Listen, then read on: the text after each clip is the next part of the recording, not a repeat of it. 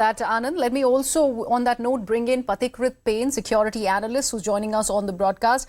Pathikrit, we have got intel. Now, this suggests that Pakistan is clearly not very happy about this G20 meet happening, especially in Jammu and Kashmir. We hear about how there are terror outfits that have been actually put in place the last 1 year, ever since India has assumed presidency, the G20 presidency, to derail this entire G20 summit. How does one look at this information?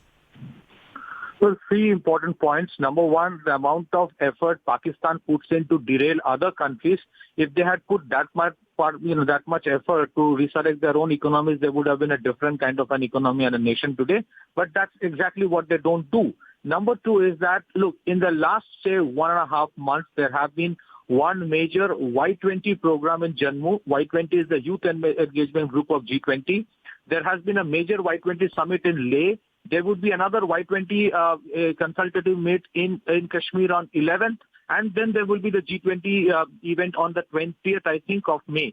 So a series of events are happening. And in spite of all the threats from across the borders on both the sides, I think the security establishments are very much well equipped to actually take care of it.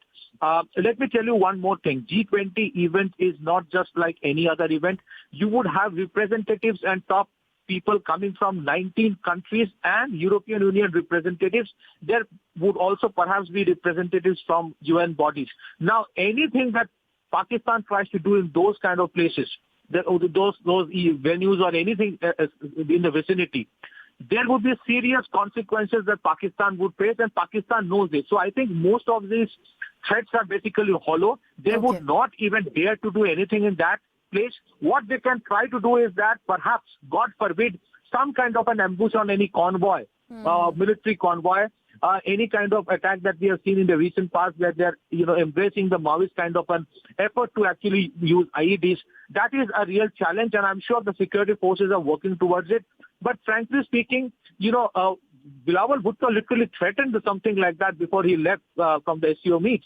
But reality is that when Indian establishment and agencies and organizations planned out this event in Kashmir, they have taken into consideration all kinds of eventualities, and they're very much capable of dealing with it. Pakistan for sure would not, beyond the point, try to do anything, because they know even if they have to go with the begging ball, they would either go to a Saudi Arab or, say, United States, and representative of all these major countries would be there in G20 meet in Kashmir. If anything happens there, Pakistan perhaps beyond the point would cease to exist.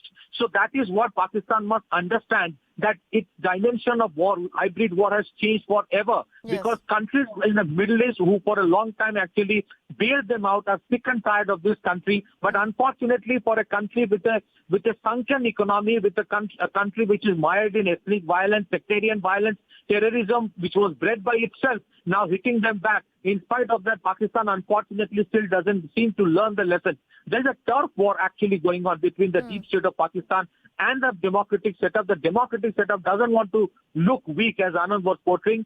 There is, of course, a threat, but I think we have lived with that threat for the last 30, 40 years. People of Kashmir today are sick and tired of it. I am myself witness to the kind of effort that are being made in Kashmir to make each of these summits very successful. And there's huge amount of response and participation from the young Kashmiri youths, people from Jammu and Leh, and that is what we should hold on to. Anything which Pakistan tries to do would actually result in perhaps the next level of this decimation of Pakistan, which till now was economic, but might beyond the point become something else, because Pakistan must realize enough is enough.